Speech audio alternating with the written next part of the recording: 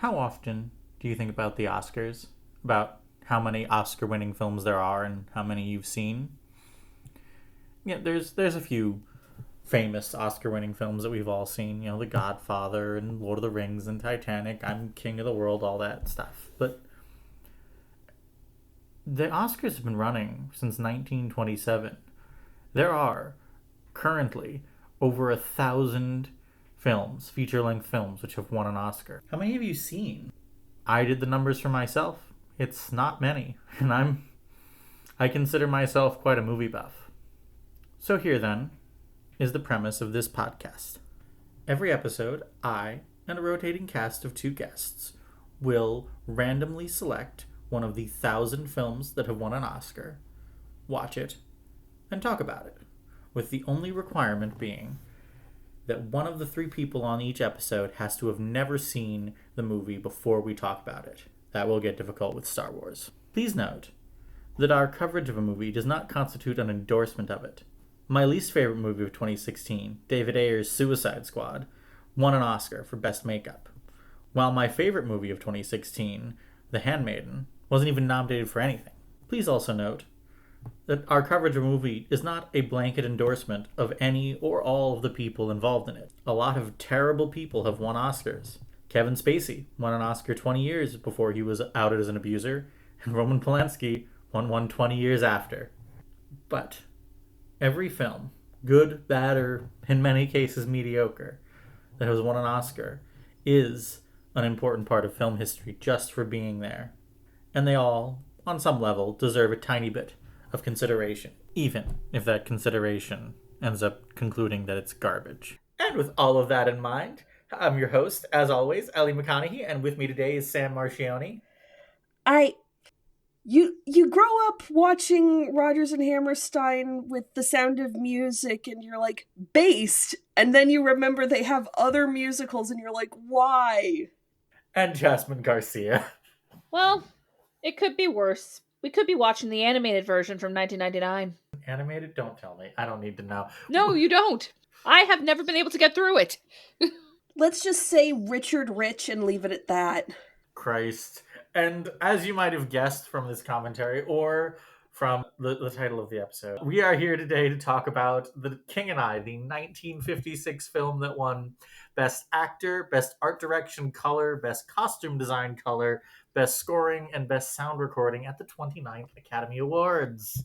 My middle school theater department has so much to answer for. It does. It very much does. And oddly enough, everyone was very shocked by this. I am the one fulfilling our haven't watched it requirement because this movie completely passed me by. Oh, I have never seen the movie. I was just in a production when I was like 12 or 13. I hadn't seen the movie either. Rogers and Hammerstein did not have a catalog that was... The songs in this movie, there were a couple of earworms, but I don't consider them to be remotely close to Rogers and Hammerstein on their A game. I have in my notes, like, the songs that I remember, that I've heard, that I know of from other contexts, Shall We Dance, Getting to Know You are the big ones. And, like, yeah, I get why those songs are famous, but I also kind of feel like, having watched it now, I get why the rest of the musical, like, why I never seen the play version either, but why I was never encouraged to go see the play or the musical. Way more of this is about Uncle Tom's Cabin than I was expecting, if I'm being real. Yeah. And this is where I admit a mea culpa in my youth. For some ungodly reason, my middle school theater department thought that it was a good idea to have a group of mostly white children Whoa. doing this show. Whoa. Uh-oh. Yeah, and our version of it did indeed include the Small House of Uncle Thomas sequence. Uh, I mentioned it in another Discord, and a friend of mine said, yeah, I watched it for the first time like 5 years ago, and yeah, it's weird, and it's not like a small incidental detail. Like 20 minutes of this movie are like a musical recreation of Uncle Tom's Cabin. Listen, gang, what you need to understand is Epcot World Showcase has more cultural authenticity than this fucking movie. This fucking play in general, to be honest. It's just painful on so many levels. Like, they're touting, oh, this was choreographed by Jerome Robbins. And I'm like, yeah, because I'm guessing nobody Thai wanted to actually touch this. Like, the Thai government banned this movie. Yeah, yeah. The Thai government bans every depiction of this particular king, as far as I'm aware. I mean, the problem is that most depictions of this particular king are based on the same, let's say, questionable source material. Mm-hmm. Because Anna Leonowens did indeed write memoirs about it, and then this dude did a fictionalized biography of it, and then we get Anna and the King, and then you get the King and I, and it's all downhill from there. I mean, we are, it's kind of funny. Like, you are in charge of a podcast based on, or think you based on public domain works, and this is kind of based on a story that would be public domain. Took place in the 1860s. Yeah. But we're what, like 5 layers of adaptation away from the real story at this point? Yeah. There is a book called Mongkut, the King of Siam, which was basically an attempt to kind of cut through the Orientalist bullshit, but it is not the easiest book to find. I mean, like, part of the problem is when a story gets ubiquitous enough about a real historical figure. I'm thinking of like Richard III, I think it is. Or Washington and the cherry tree bullshit. Everything in America that has to do with Washington is an excellent thing. Yep. They sort of end up superseding reality. Hamilton definitely has already kind of done that. Hamilton absolutely has superseded reality. There's this, like, okay, I'm going to be really obtuse about this reference here. There's a YouTuber that I really love, Big Joel, who did a video on PragerU for kids, right?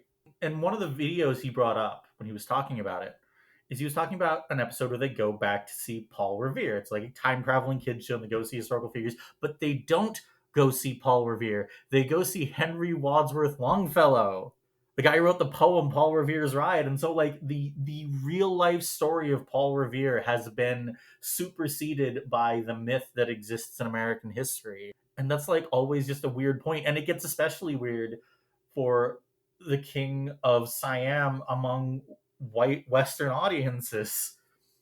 Yeah. Yeah. It's also worth pointing out that now this is not a sure thing from what I have seen in my own research, but there is a non-zero chance that Anna Leonowens was actually of Indian descent, but just hid it throughout her whole life. Mm-hmm. Lending credence to this is that she is actually Boris Karloff's, I believe, great aunt. Mm-hmm. So it's a shame. Like, honestly, I feel like we Western culture has kind of really should just stop trying to depict this particular period in history because we keep fucking it up.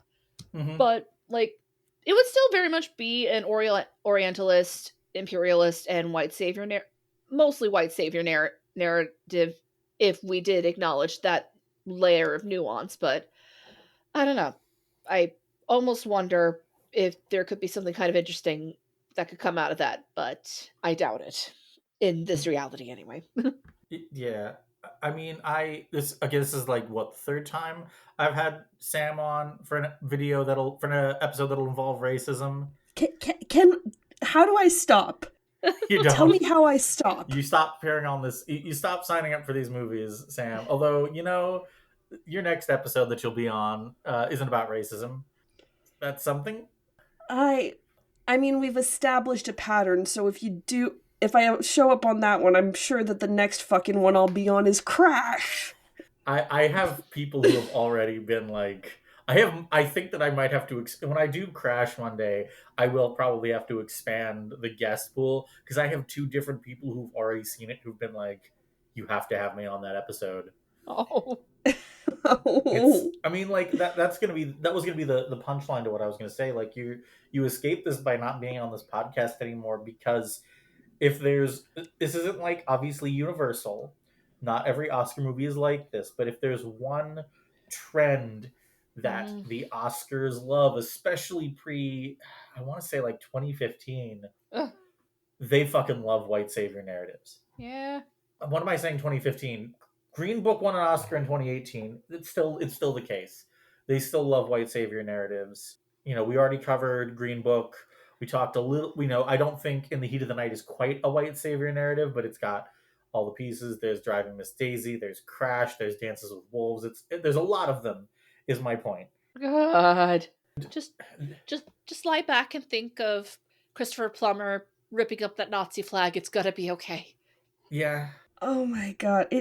I mean, to expand on what I said about you grow up thinking Rogers and Hammerstein are based, and then you end up watching The King and Die. Or you watch Oklahoma and find out, oh, there's this Orientalist caricature of a Persian peddler in the fucking show for no goddamn reason. Is Or you watch Carousel and it's like, this is a redemption story for a wife beater. And you're like, Rogers and Hammerstein, what the fuck is going on with you? That's actually something that's really occurred to me because for one thing, we do keep on bringing up The Sound of Music, and that's because the formula is eerily similar in The King and I, just with a lot more racism. Plus, you've also got this song that has Something Wonderful, and then you got What's the Use of Wondering in Carousel. It's like, hi, ghosts of Richard Rogers and Oscar Hammerstein. Do you have any daddy issues you want to share with the class?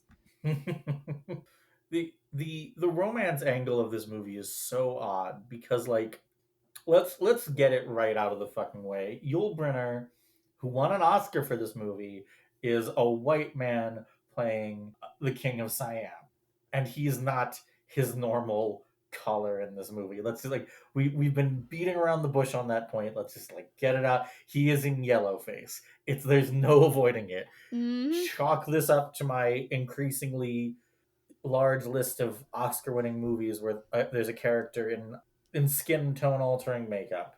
Mm-hmm. I'm working on a theory that Yul Brynner's Oscar for this performance is not just about this performance, it's also about this was the year of the Ten Commandments and him playing Ramesses. And this was the year of Anastasia where he plays the lead in that as well. So I think this was just people being like, this is the year of Yul Brynner. And it's interesting you mentioned the Ten Commandments because there's literally a point where he says Moses, Moses, Moses, and I'm just like, okay, I know for a fact they kept on doing that in the Ten Commandments. Did you throw in an Easter egg into this movie, sir?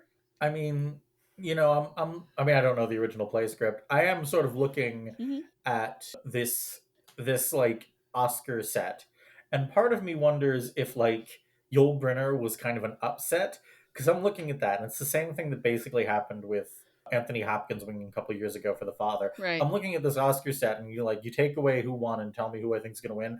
I'm thinking James Dean is taking. Ooh. I'm thinking. I mean, Giant's a great film. He's very, very good in that movie, and also he was dead. He was dead by that point. He wasn't getting another shot. Yeah.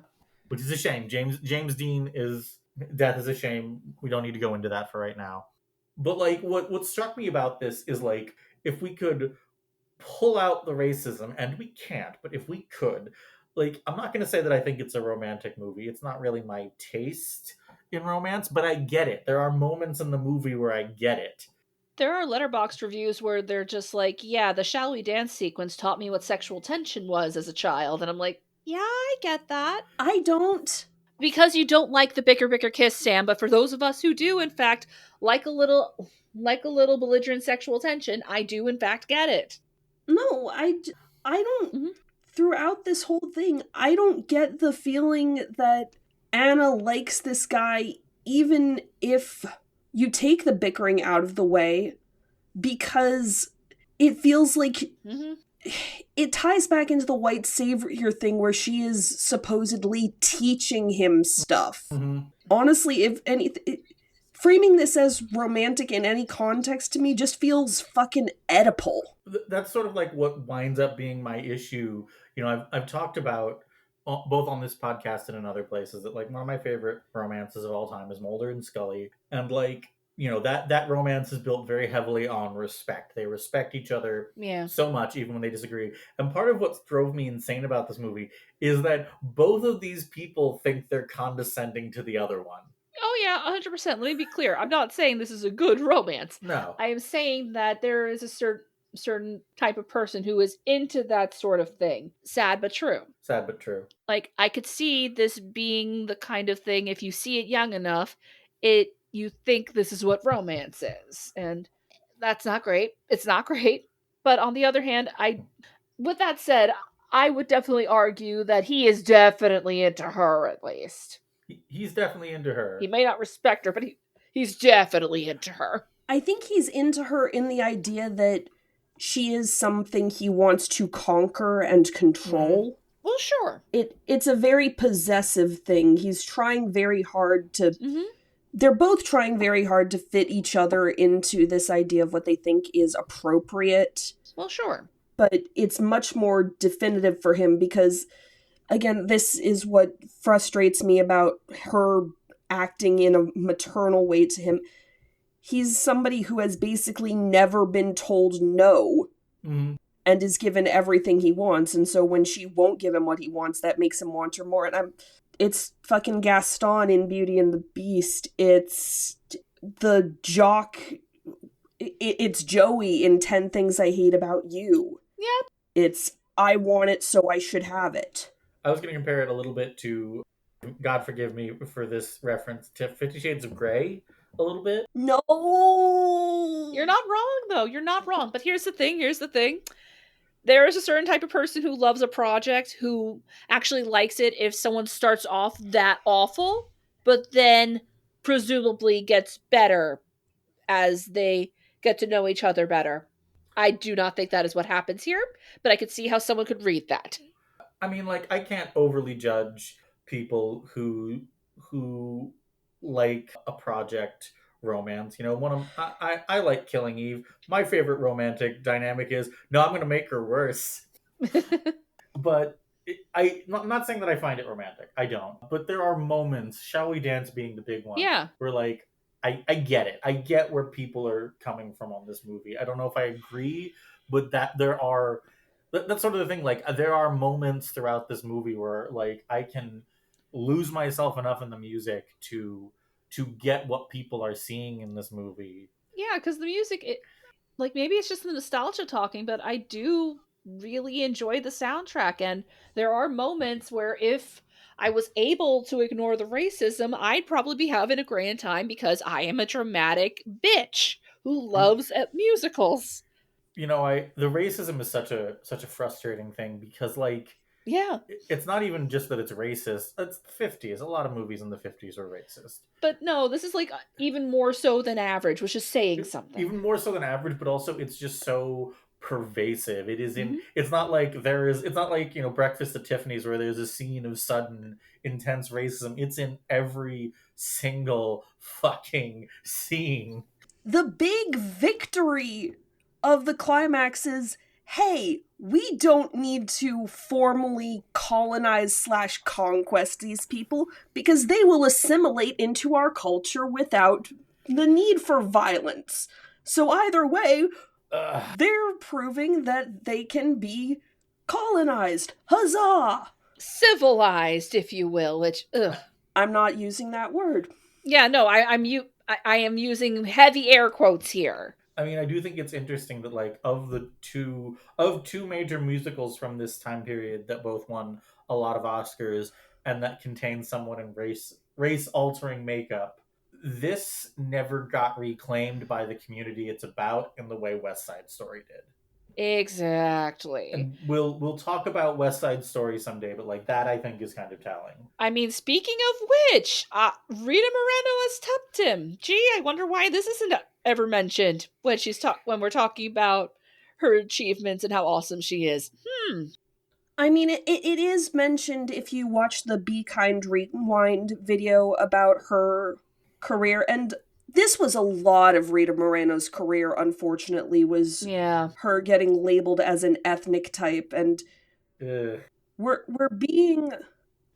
I'm being a little facetious. Oscar Isaac is still kind of doing this. Like, Oscar Isaac has played a lot of different ethnicities over the years. Mm-hmm. Sad but true. It's just now we aren't painting him brown to do it. Fucking Hollywood. Fucking Hollywood. That's, honestly, that should be the new name. We're changing the name of the podcast, everyone. Fucking Hollywood. I don't know. I did kind of like, part of me wanted to see if I could. I have friends who live in that part of the world, and I thought I was about like going and asking them their opinion on this movie. But like, How do you open up that conversation? Yeah. how do you have that conversation about this movie? How do you? I mean, like the reference to Uncle Tom's Cabin feels kind of fitting. It feels a little bit more like a yellow face equivalent of a minstrel show at points. Mm, which, yeah. And it's a shame because like Yul Brynner is complicated. I think it was you, Jazz, who said that he claimed. No, it was me as I was trying to research how many people have won Oscars wearing yellowface. I think the answer is two, Louise Reiner and Linda Hunt. But I was like, I don't know where to fit Yul Brynner in this because he claimed Buryat Mongol heritage Yeah. throughout his life. And I'm like, okay. But I also see resources saying some people, especially from Mongol and other Asian communities, have pressed X to doubt. And I'm like, fair. Mm, Because, Ellie, you sent the picture of Yul Brynner without the makeup, and there's definitely makeup happening.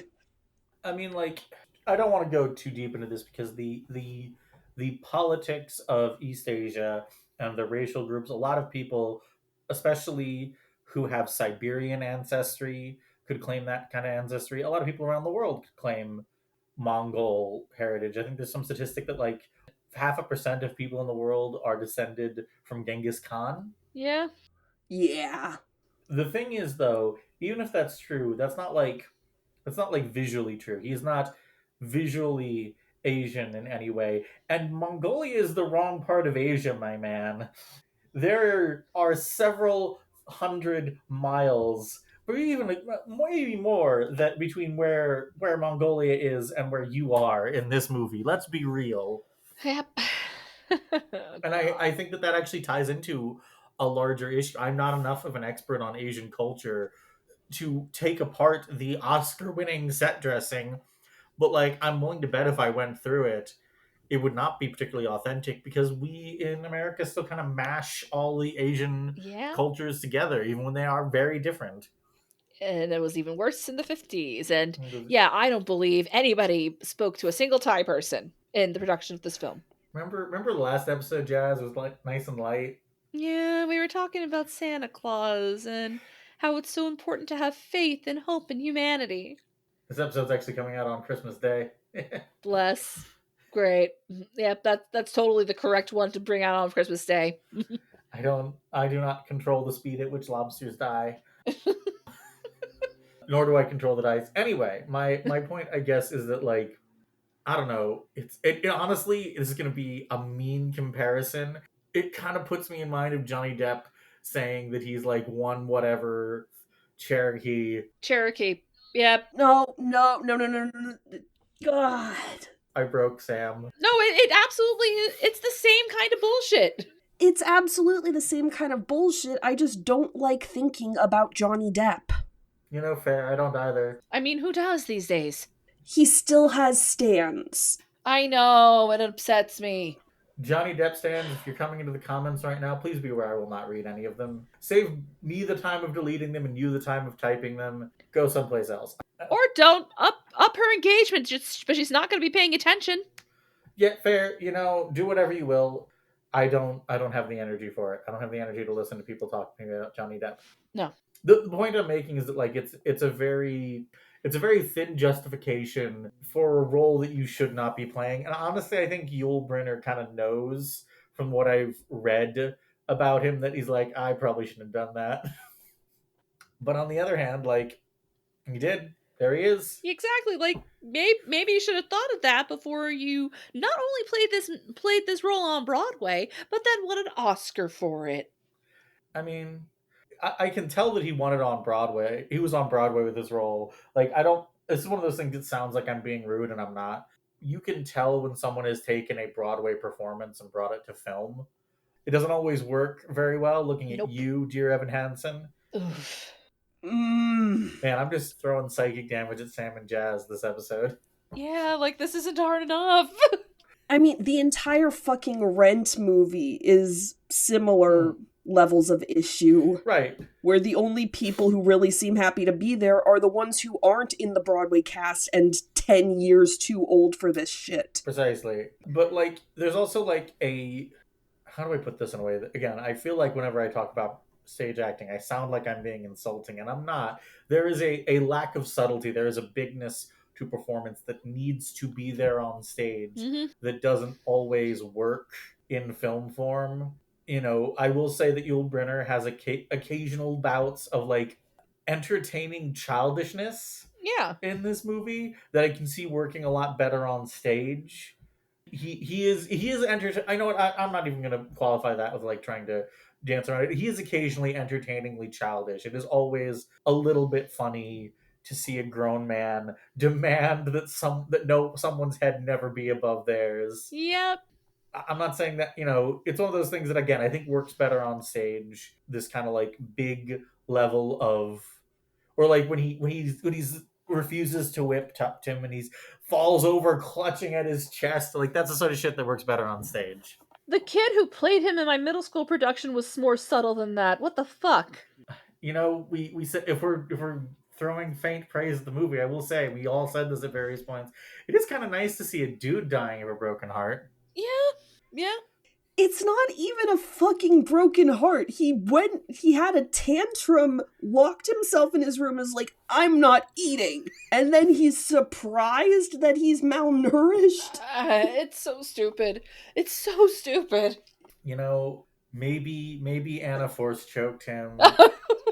No! Don't you fucking dare. How dare you ruin the sanctity of Star Wars by bringing this into it? Oh, like Star Wars doesn't have its own issues with Orientalism.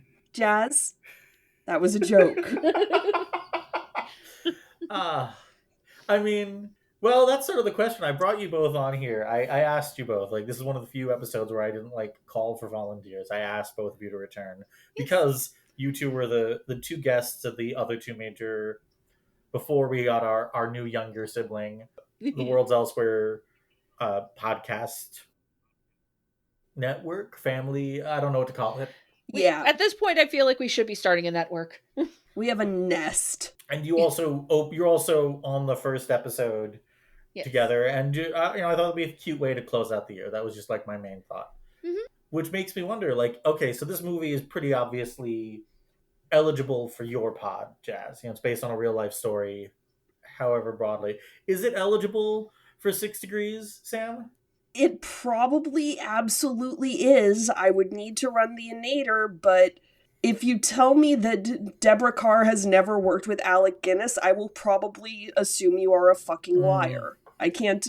I also just feel like Rita Moreno might be a key there. Oh, yeah.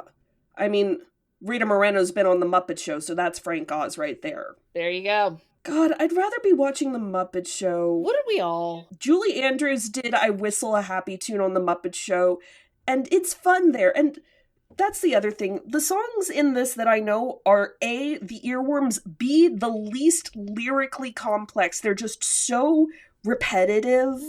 Like, I don't think there's more than one verse to Getting to Know You. It's just the same thing over and over. Yeah, no, 100%. Which is great when you're teaching young children to sing. It's not great when you want to talk about the deep and complex themes of Rogers and Hammerstein. Yeah, no. This is definitely not their best work, even though, again, I am rather nostalgic for the songs in this show. I catch myself singing them in my head, whether I want them to or not. Even while I was watching this, I found myself singing along, because interesting you bring up Julie Andrews, because she has done a cover of Hello Young Lovers for one of her albums, and she's great in it. It's genuinely kind of shocking she hasn't played this role. I'm glad she never did, but it is kind of shocking. Yeah, I think this was before she broke out, but I could be wrong. Yeah, probably. Because Rogers and Hammerstein have written for her. Obviously. Cinderella was originally a TV vehicle for her. I will say one of the things that kind of struck me, I'd only ever heard Getting to Know You without seeing the show. I assumed it was sung to the king. It's not. It's sung to the group of kids who... Can I say I also have this in my? Let me see if I can find the note because I was very tickled by this. One of my last notes, like on the last 4 or 5 notes I have, holy shit, the kid still exists. Her kid just disappears Yeah. for 2/3 of the movie. Yeah, and it's weird because I know for a fact that Louis is present for a lot more of the show than in the movie. I don't know why they just out and out wrote him off when he could literally just be in the background with the other kids. Yeah, I tried to get through the pro shot of the production at the London Palladium that was a transfer of the Broadway production with Kelly O'Hara and Ken Watanabe.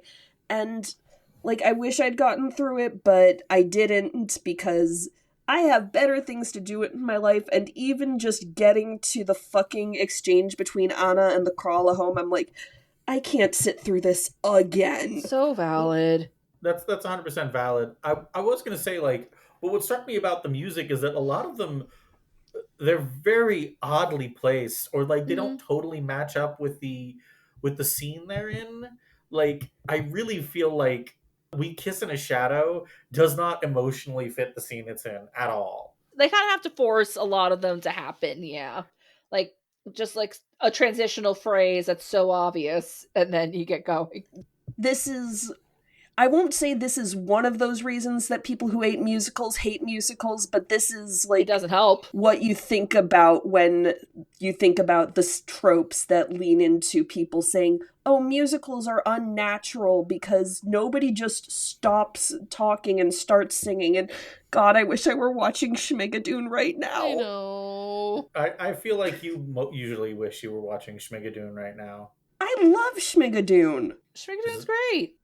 Schmigadoon has this thing pegged. It's about a morally adrift narcissist who needs to change. Am I talking about Anna or the king? You decide.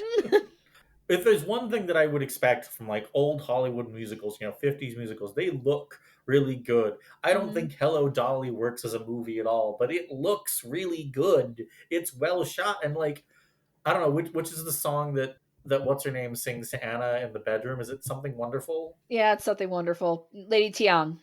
It is literally just her standing there singing occasional cuts to Anna's reaction. And Hello Young Lovers is very similar. Like, people talk about how most musicals nowadays they aren't saying that terribly loudly right now, what with Wicked sweeping the nation right now, but in general it feels like a lot of directors don't know how to direct a musical number these days. And it's just like, so we had this problem back in the 50s too. Great. I mean, like, I will say that part of the problem with the way people direct musical numbers, and I haven't seen Wicked yet, actually, and I'm planning on seeing it this coming week. I mostly have been holding off because my boyfriend wants to see it with me. Aww. And, like, part of the problem, I'm not going to use a musical. I'm going to use a needle drop in a non-musical film. So there's a big needle drop at the end of Deadpool 3, where they're like fighting to Like a Prayer by Madonna, but like none of the action is choreographed to the music. And that's like the sort of shit that you need to have in a good needle drop. You need to edit to it. You need to have it choreographed to it. And that's just like I thought that was obvious. Why isn't that obvious?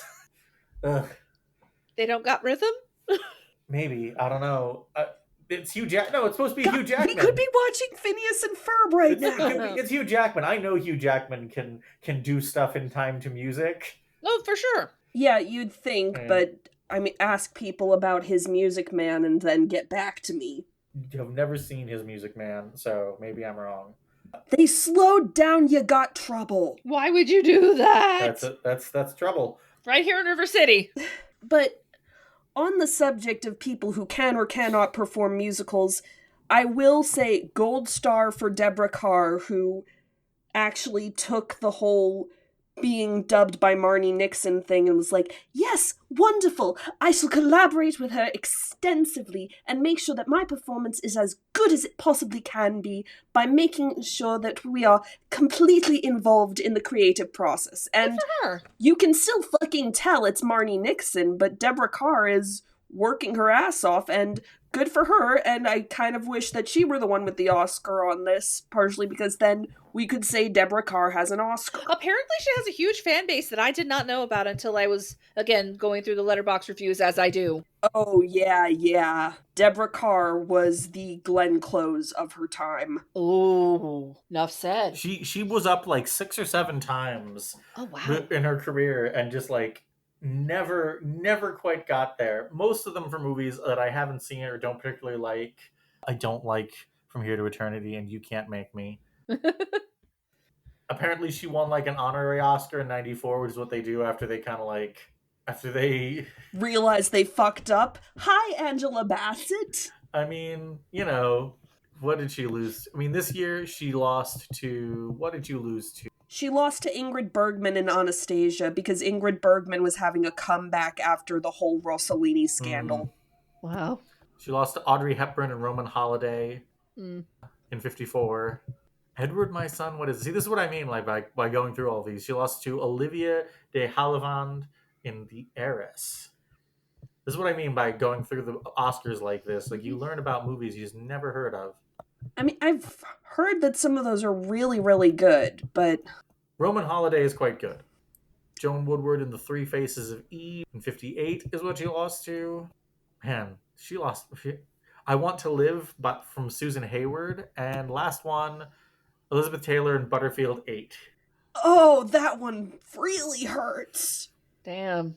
Oh, that was a good year for Best Actresses. The Sundowners, Never on Sunday, The Apartment. Anyway, we're off topic. There's something that I'm still dancing around in this recording. I'm gonna keep dancing around it. One of you two who can sing, could you give me a Shall We Dance? Shall we dance? Dun, dun, dun. Thank you. No, it's just like, I don't know. I feel like I know that Rogers and Hammerstein are considered legendary for a reason. Like, a lot of their stuff is quite good, but I don't really feel like this ain't it, kid. This ain't it, kid. Precisely. They did not put their best in here. It's not South Pacific. It's not Sound of Music. Although I don't really like Sound of Music either. I feel like You've Got to Be Carefully Taught from South Pacific was almost apologizing for this. Mm-hmm. Possibly we'll talk about it when Ellie eventually rolls up South Pacific, which honestly we probably will both be on, and yes, it will be another fucking racism movie for me. Okay, first off, looking at Wikipedia, the South Pacific musical predates the King and I musical, even if the movie came out after. Oh! Which makes so little sense. Yeah, that's odd. I think it just goes to show that, you know what? I believe that Rogers and Hammerstein had good intentions, especially considering, again, they did in fact write You've Got to Be Carefully Taught, which, say what you will about South Pacific in general, that is still a song that people bring up. It's just like, hey, this is a good lesson for us to learn. That doesn't, just because you're well-meaning does not mean you're gonna always do right by what you stand for. I mean, like, one of the things Zandy advised me, and Zandy's my boyfriend, audience, and Zandy is Jewish. And like, as a result, he has a lot of he has a lot more insight into like weird racial stuff than I'm gonna have. I'm white as they come. And he was like suggesting me. He didn't stay and watch the movie, so he doesn't know. But he did suggest to me like, okay, try to put yourself in like the 1950s mindset and ask yourself, okay, so it's a racist movie, but is it trying to depict an interracial relationship as something like normal? And does that cancel any of that out? That was his question. And I didn't really have a good answer for that because I don't know if there is a good answer to that. Well, I'd say no, just because A, he dies, and B, I don't buy the relationship, but it's also like, I don't know, it feels more like this is a movie about assimilation and it's a fucking tragedy. I am inclined to agree, but I do wonder if there was at least the intention of making it about cultural exchange. Obviously, it is not about cultural exchange, but if you go by what people would be thinking at this time, I could definitely see, especially a 1950s audience, thinking this is a beautiful story about two cultures colliding and learning how to work together. Again, not really what it's about. And it never was really about that, but I Hmm. unfortunately can very much see the culture at the time thinking it that way. I have this recurring bugbear, and we are getting to what I'm dancing around here, of people. How do I put this in a way that doesn't sound like I'm slamming lots of people? There are a lot of artists who who create something that they think is progressive, not and end up with something that is, or not even progressive, end up with something that is harmful, or that plays into harmful tropes, or just like falls into the usual bullshit, not because they themselves are intensely racist or misogynist or homophobic, because they aren't very thoughtful about how they include those things. And I think that, if you go back to 1956 and ask Rogers and Hammerstein, or we should probably actually blame some of the people who are actually involved in this movie, Yul Brynner or Walter Lang or Ernest Lehman. If you asked any of them, they would probably, is this movie racist? They would probably think that they're being quite progressive because it was 56. I don't know if even in 56, this movie was helping, but I can see how, if you're not very thoughtful, if you're not very like intentionally going about doing all of that stuff, you could wind up in a place that's there. Is my thought. Yeah, basically. You can have the best intentions in the world. That doesn't mean you're not going to fuck up. Speaking of the best intentions of the world, I guess we should talk at least briefly about Uncle Tom's Cabin. Ah. Why? I've never read it. I never want to read it. I'd rather be thinking about Company, which also has an Uncle Tom's Cabin reference, but Company's not about Uncle Tom's Cabin. Company's about being aimless in your 30s. You mentioned one reason I was kind of like interested in the pro shoot is because I'm like wondering, okay, how do you get around how much of this movie is about Uncle Tom's Cabin? Because Uncle Tom's Cabin is one of those things that aged so weirdly. Mm-hmm. Do you just include it? Do you just do it?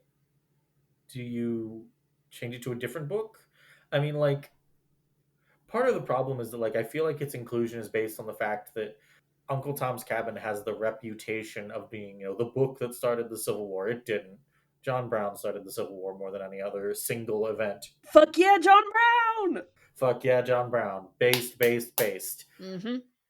But it has that reputation because people don't fucking read it, is the long and short. I did read it. I read it for class. It's really fucking boring. I can't like, and I don't mind books from that era. It's really fucking boring. You too. It's so boring. I'm so sorry. And like, I posted that really great James Baldwin quote in the Discord, which I'll read out a little bit of because it's a long quote. Mm-hmm. But like, that is exactly the shit I'm talking about, where you think you're helping, but because of the way you go about it, you kind of end up making shit work. Where is the quote? Here it is. Uncle Tom's Cabin then is activated by what might be called a theological terror, the terror of damnation, and the spirit that breathes in this book, hot, self-righteous, fearful, is not different from the spirit of medieval times which sought to exorcise evil by burning witches, and is not different from that terror which activates a lynch mob. Whew. And I'm not arrogant enough to think that I can phrase that better than James Baldwin. If you're kind of writing contests with James Baldwin, you're gonna lose. Yeah, basically.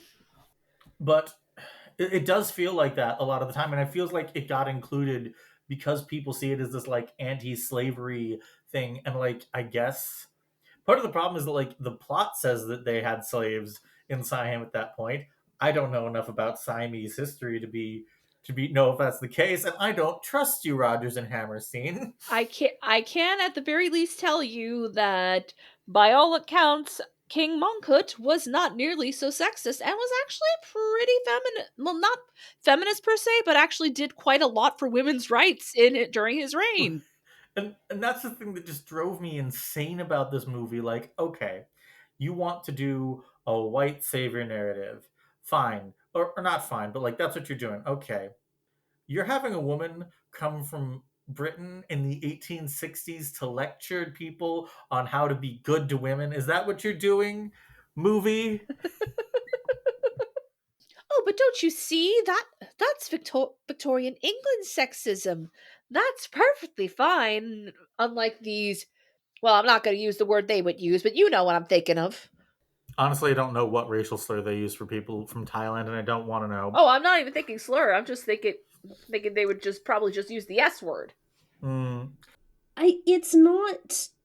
It's just, it's bad. It's bad on every level. It's bad to sit through all the goddamn broken English and the accents that are not. God. mm, They're so like, I know I said don't ruin the start, but like, the Trade Federation uses Thai accents, and it's. Oh God.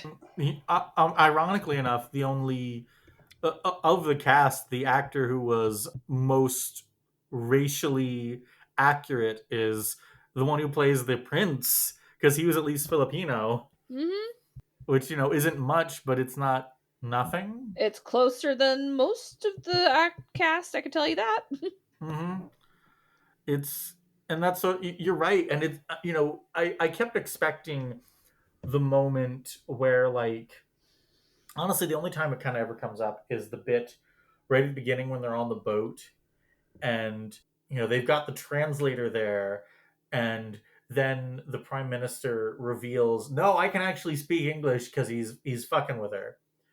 And, like, I was expecting more moments like that, oh, well, I've taught you this thing, but you've taught me that thing, and isn't this cultural exchange wonderful, blah blah blah. It'd be cheesy, but it would, that would make sense. It would at least give the sense that you're at least trying to be balanced about this. But it's just not. Yeah, no, but just now I'm thinking about the fucking scene where they're like, there's a collection of the wives who are dressed like they're in Western garments, and then they all bow, and Anna's like, they don't have undergarments. And they're like, why does that matter? And I'm like, my dude. I will admit the that I try to be honest with you too. I would never lie to you. The visual gag of them doing the frog bow and their poofy skirts going up behind them, gotta laugh. I'm sorry. It's a funny joke in concept, but it's also kind of Hmm. painful. I don't know. I don't know. I was curious about the pro shoot because, like, as I said, I don't feel like this movie or this play ever really got reclaimed or rebuilt, and I feel like altering it to be less that is like a rebuild it from the ground up kind of situation. Yeah, they were definitely trying with the most recent Broadway production. At the very least, they were at least trying to cast actual Asian actors. But yeah, I don't think it landed. I mean, I haven't seen the pro shot, but I don't think I'd be breaking any hearts by saying that part of the reason why I did it is because no matter what you do with this, you're still working from a rotten foundation. Hmm. You do kind of have to work from the ground up. Like, if anybody from Thailand was actually interested, it's like, hey, want to learn the real story of this whole thing? But again, I wouldn't ask them to do that unless they really wanted to. I mean, there is something kind of like consistently depressing about people from non-America, or really just non-global North countries, having to always frame their stories in the context of the white people involved, Exactly. which is going to be a recurring bugbear on this show. One day we'll get to Dances with Wolves.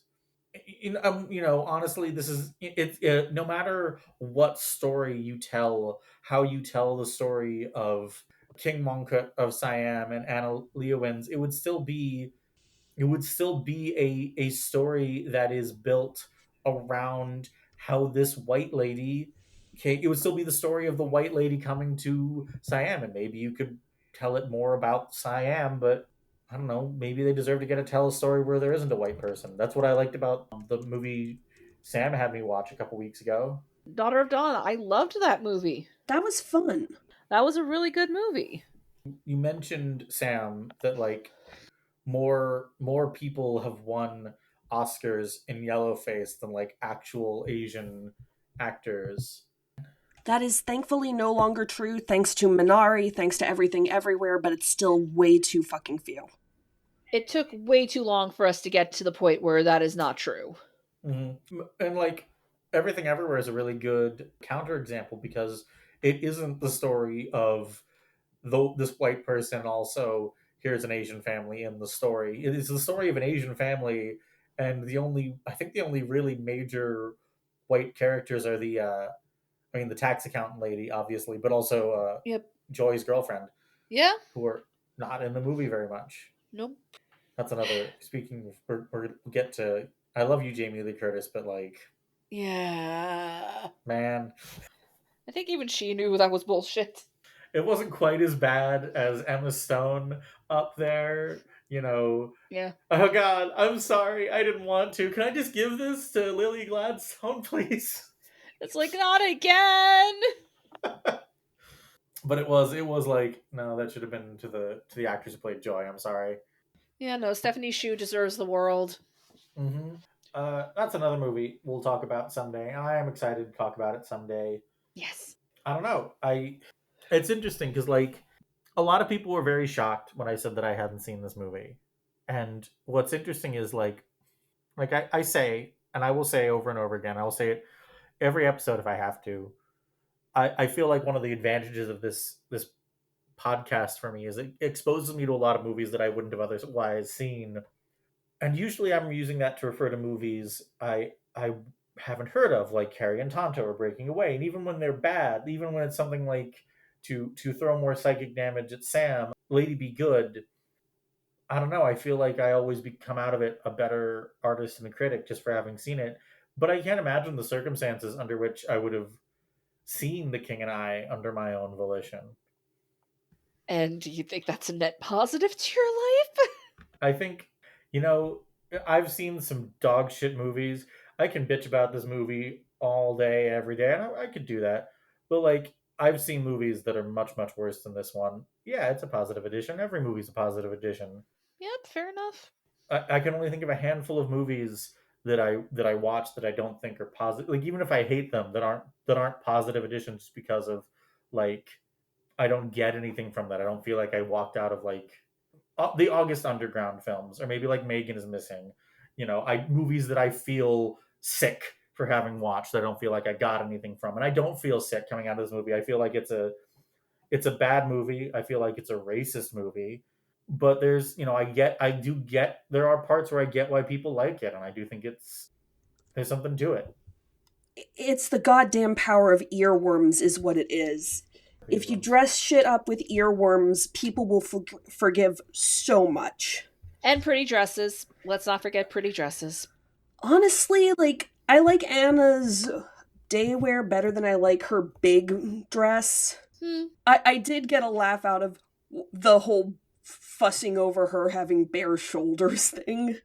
Just because that is such an old-timey joke and makes me think of stupid fucking high school dress codes like, oh no, my straps are thinner than 3 fingers. How ever will the boys get through the day? But also, it's one of those you want to fuck her so bad it's making you stupid moments. It is. We didn't really talk that much about, aside from Yul Brenner, the things it won for.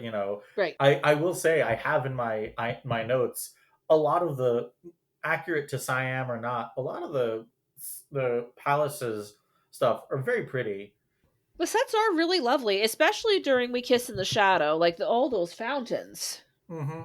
Yeah, they're beautiful, but they're also very artificial. Like, you brought up how Epcot World Showcase has more cultural sensitivity.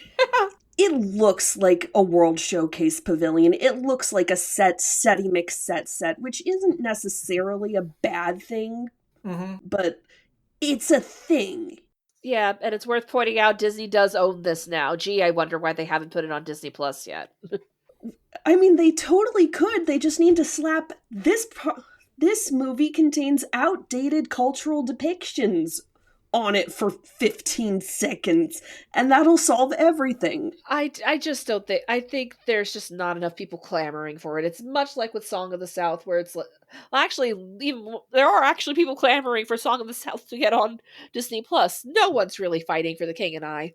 I mean, the difference between Song of the South and The King and I, And I have seen Song of the South, and So have I, unfortunately. as much as it physically pains me to have to say this about my Oscar podcast, we'll get to Song of the South. I, I hate to say it, but that one's even worse. Yeah. And not like Zippity doo dah. again. Speaking of racist movies that are basically living and dying on their earworms. Mm-hmm. I mean, my point there was going to be that, like, King and I is not wanting for access to it. You can rent it pretty easily on a lot of streaming services. I think it's probably on another streaming service. It's in Blu-ray and DVD circulation. It's not, you can find. I know people whose favorite, well, not personally, but I know of people whose favorite movie is Carousel. I know people whose favorite movie is probably this movie. Whereas Song of the South, I don't think people want it so much as they can't have it, and therefore they're like, well, why can't I have it? God damn it, where's the fucking Willow revival? I can't have Willow, and I want more Willow, but I can't have Willow. I am extremely annoyed that Disney took down both Willow and Runaways off their streaming service without so much as a fucking warning. Yeah. Oh, we were embarrassed by them. Well, you weren't fucking embarrassed by Iron Fist enough, so shut the fuck up. Put Runaways back on. Right? You put Oz the fucking Great and Powerful on there. I can't imagine why. Oh, that's how we'll get King and I on Disney Plus, is somebody will make another fucking movie about Anna Leonowens, and suddenly Disney will want to cash in on it. That struck me. What the fuck? Explain to me this animated movie. Like, is it just another adaptation of the story? Yes, it is just it's an adaptation of the musical. And it's Warner Brothers Animation trying so very hard to beat Disney to the point that the Kralahome is basically Jafar. And also they added in this incredibly racist caricature for Daryl fucking Hammond to voice, and they aged up the Crown Prince and paired him off with Tuptim. So it's even more forbidden somehow. And the king doesn't die in the end. Yeah, and there's like animal sidekicks everywhere and poorly rendered CGI statues trying to attack the king at one point during Is a Puzzlement. Whistle a happy tune happens because the Kralahome conjured up a dragon. No, stop it. Listen, I've tried to get through it twice just because I just had to at least try, but no. Who's dealing the psychic damage now, Ellie? Oh, that was a lot of psychic damage. It's so bad. Miranda Richardson, stop doing bad musicals. Oh, I'm in great. She wasn't even doing her own singing in that. They got Christian Knoll. Oh, figures. Okay, I don't feel guilty about the psychic damage anymore. Yeah, I think we're even. Christ. 8d6. Oh, Do we need to take a short rest, everybody? Yes, we'll take a short rest when the recording. We'll take a long rest when the recording is over. I mean, I didn't really have any more thoughts. I was planning on ending it on the comment that, like, every movie makes me. Every piece of art you consume makes you, I feel, a little bit better. So, do I think this is a good movie? No, but I think I got something out of it. I can now say that I've seen it. At least now I can stop faking that I've seen The King and I, because I've actually seen The King and I. Yeah, that's right, theater kids. For the past 20 years of my life, I've been lying when I've said I have opinions on The King and I, because I'd never seen it. Boy, I wish I had that privilege. Shout outs to all the theater departments, particularly for middle and high schools. Don't fucking do this to your kids, because if you do, they're eventually going to grow up and realize, oh my god, or at least if they grow up to be decent human beings, they will grow up and realize, hey, this was really fucked up. Oh my god. I mean, if you force your kids to do black or brown or yellow face for something, including like a party or a play, either they'll grow up and think that, wow, that was really fucked up, or they'll grow up and keep doing it, and then they might become Prime Minister of Canada. And God, who wants that?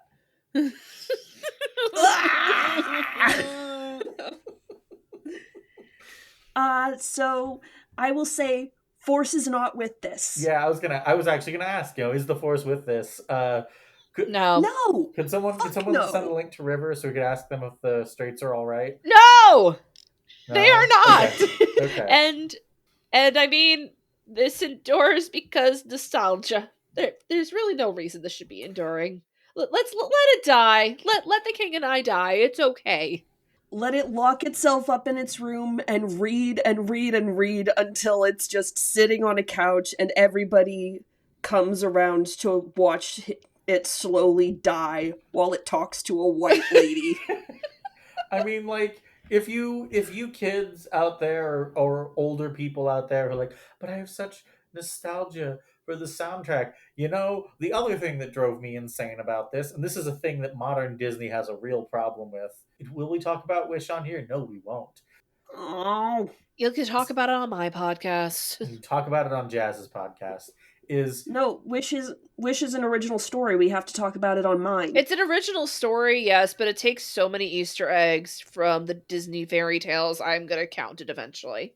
we don't actually have to talk about Wish. Wish is not interesting, but except I like it. you liked it. Oh. Sam is Yeah. a vocal defender. I don't get.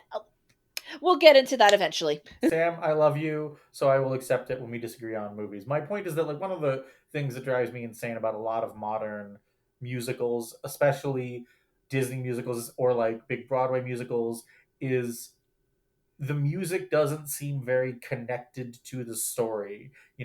There is nothing about Shall We Dance that makes it specific to The King and I. You can just pull Shall We Dance out of it and it'll be fine. You can probably pull Getting to Know You out of it and it'll be fine too.